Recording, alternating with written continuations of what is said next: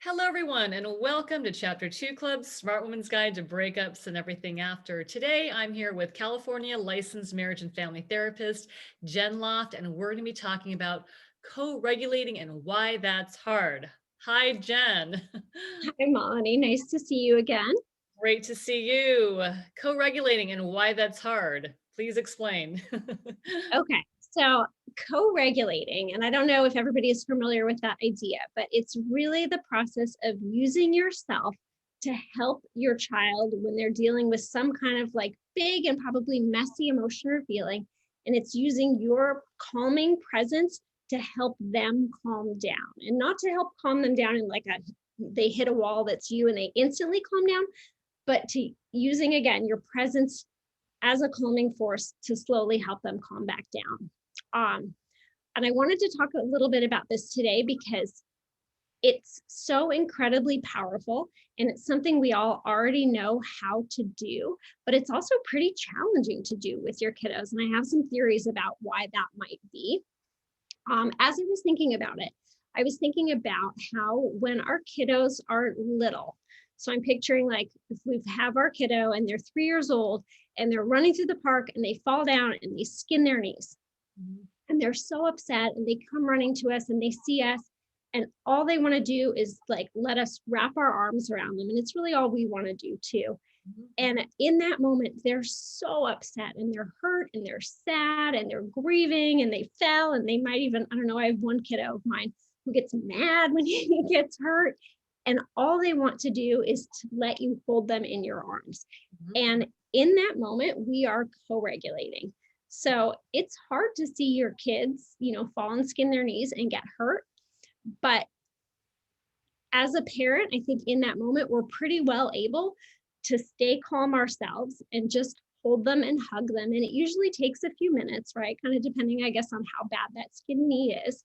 So we'll just sit there and we're not doing anything except being there with them and letting them cry it out. Mhm. Now, I think that this is a little bit easier for us when they're little because when they fall and skin their knee, we know they're going to be okay, right? And so it's easier to accept that our role in that moment and the best that we can do for them is just to hold them. So it doesn't help them if we freak out in that moment. Like we can't be there for them if we're too busy freaking out. We also are all pretty aware that it wouldn't be helpful to tell them right away, like to stop crying or, be a big boy. Big boys don't cry. We don't do any of those things. um, we may be aware that there's something that they need to learn, or maybe some safety thing, or something else that they need to, or we need to talk about and address with them.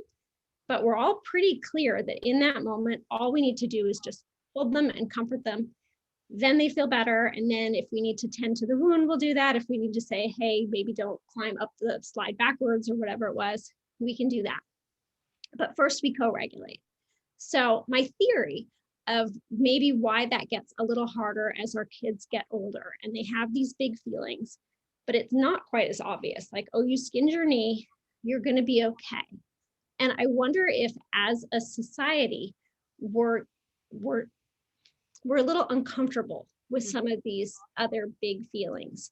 So, when our kiddo or our teen comes to us and they're really mad or they're really sad, I think that if we can hold that idea, like the skin knee, that this is a feeling and that it's a normal feeling and healthy and part of the full human experience, then we can just make space and kind of like in obviously if it's a teen, they might not want you to wrap your arms around them, but still we're kind of like using ourselves. But if we're really worried that if someone has and if our kiddo has a really big messy feeling, that maybe that's not okay and that maybe they won't be okay if we make space for this, like maybe they'll get stuck in this feeling. I wonder if that then makes it more challenging for us to get caught in our own fear. Mhm. And I think when we get caught in our own fear, that's when we're more apt to feel compelled to want to like fix it kind of right away or make it better or tell them to look on the bright side or all these other things instead of just validating the feeling of where they're at, like hugging the skinned knee. Does that make sense? Yeah, yeah, it does. It totally makes sense. Yeah, and it's interesting because, I mean, I get it. I'm a parent as well. Like there are things that we would want to address.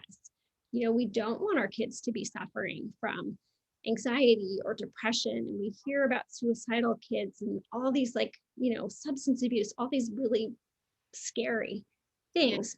So we want to arm our kids with the tools and we want to keep them safe and make sure that they're okay. But I think sometimes if we forget that the first step in that is using ourselves as a calming force to help them co-regulate, then we kind of lose that relationship piece. Yes. I Yeah, totally agree. If you go off the handle on something negative that they did that you don't agree with, that it almost pushes them away from you further. Yeah. right. So if they're mad and we come back with mad, instead of co-regulating, we're kind of almost doing the opposite. And it's super easy to do that. But now we're actually making the storm worse. Yep. And we're less likely to figure out what the actual problem is because everyone is now in their like fight or flight mode and nobody's really thinking clearly. And they're less likely to tell us. But if we can use ourselves very intentionally to calm down and co-regulate, then they will calm down too. And even if it isn't until the next day or something that you can circle back around and find out what the big problem is, but you'll get there.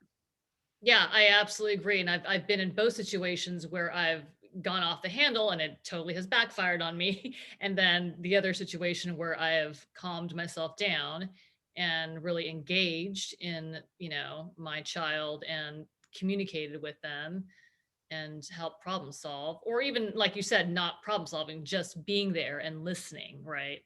Not Right. all that. Yes. Not that you can't get to problem solving if that's what they need. Sometimes they just need to vent. Yeah. But yeah, to give yourself space to get there. But it's hard. It's Yes. hard when they're your kids because Totally. you're like Yes. so much and you're like so terrified and can so easily get in your own place of fear. Yes. And if you're freaking out, you just plain can't help somebody else calm down. Yeah, we are our worst enemies for sure. But I totally agree with these tips and yeah, have used them firsthand. So I absolutely agree with you. And these are great. Thank you so much. My pleasure. And thank you to our audience out there. You can find more resources on our website at chapter2club.com. And we'll see you next time. Take care, Jen. Thanks, you too. Bye bye.